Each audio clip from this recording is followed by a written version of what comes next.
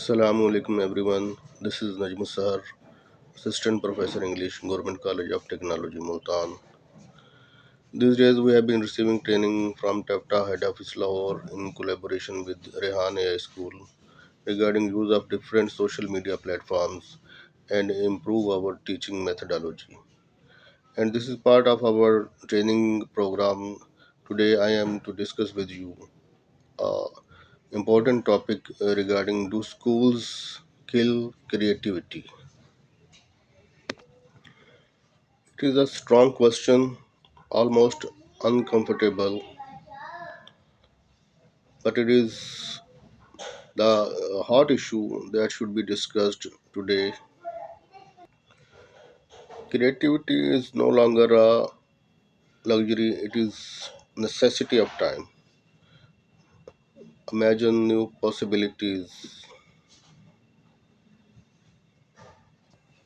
and solve problems in unconventional ways.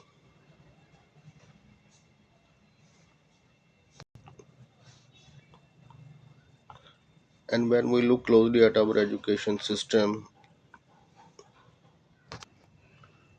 creativity is not just about painting, singing, or dancing, it is about original thinking, seeing connections where others don't, finding solutions to problems, or simply having the courage to ask. Every child is born with this natural curiosity and creativity. You can see it in the way children play, ask endless questions, or imagine words that don't exist. But somewhere along the way, this spark begins to fade, and many argue that schools are a major reason. Why it is this?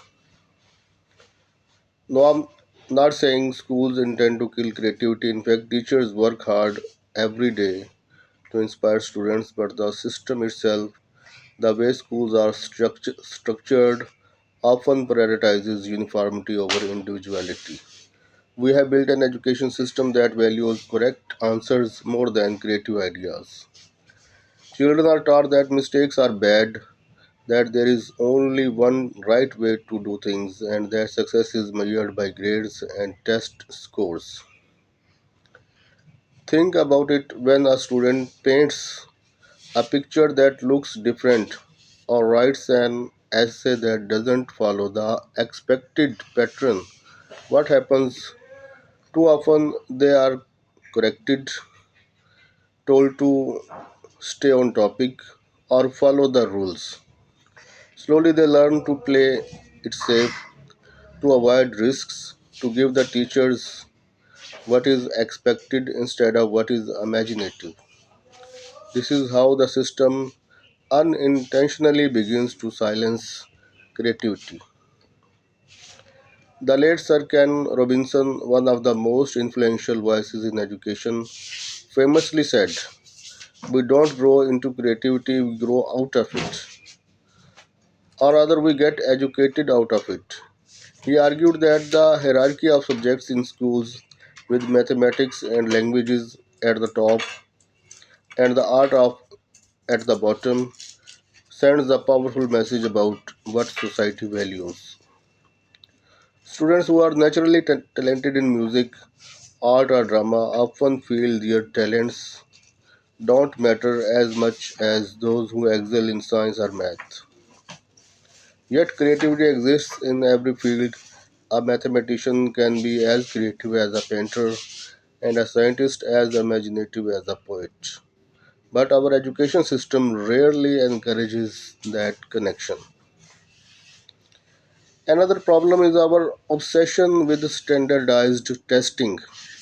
These tests may measure memorization and logic, but they rarely capture imagination or innovation. As a result, teachers feel pressures to teach to the test instead of fostering curiosity. The classroom becomes less about exploration.